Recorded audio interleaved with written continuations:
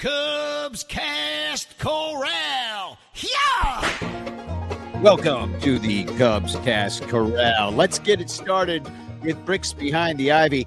Jeff pointed out that if you don't count Tokyo, the Cubs are actually 7-3 or 9-4 now. This was recorded a couple days ago.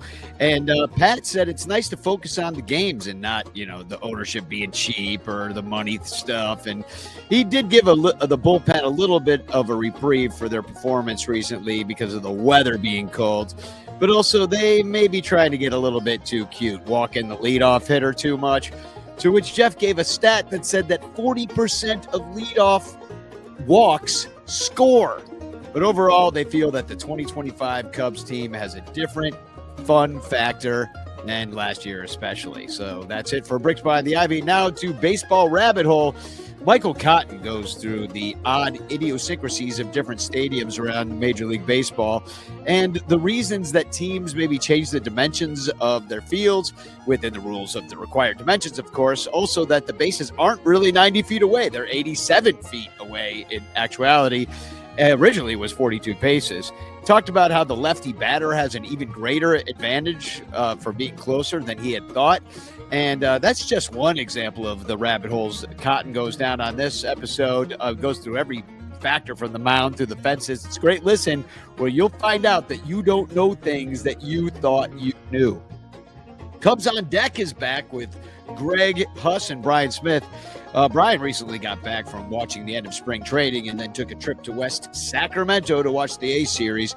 He said it really felt more like a minor league stadium than he had expected, even though it was a minor league stadium before, but he thought they had spruced it up a little bit more.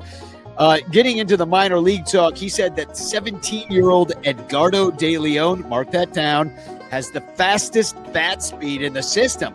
And Ben Cowell, who we got in the Leiter trade, really impressed him. And that Christian Franklin got a shout-out in Baseball America for his impressive StatCast prowess.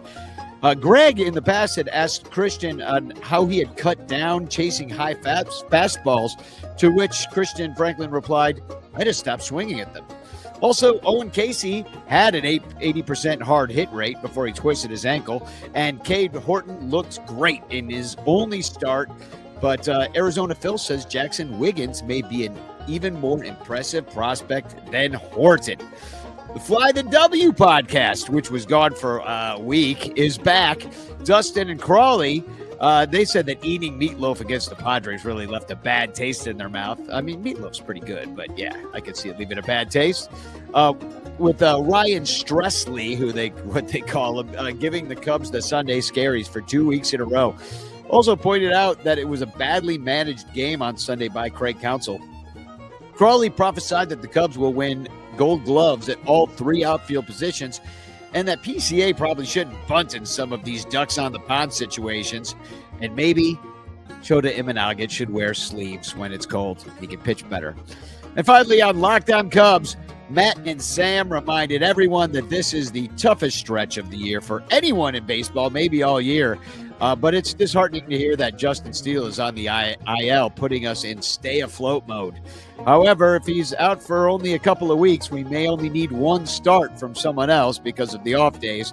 And they pondered who that might be. Assad, Wicks, even Chris Flexen, who most Cub fans don't know that we signed for depth down at AAA. And they're just hoping the Cubs can break even Tom Ricketts style against the Dodgers and Padres this following swing out west. So there is your slightly abridged, didn't have a lot of time this week, Cubs Cast Corral.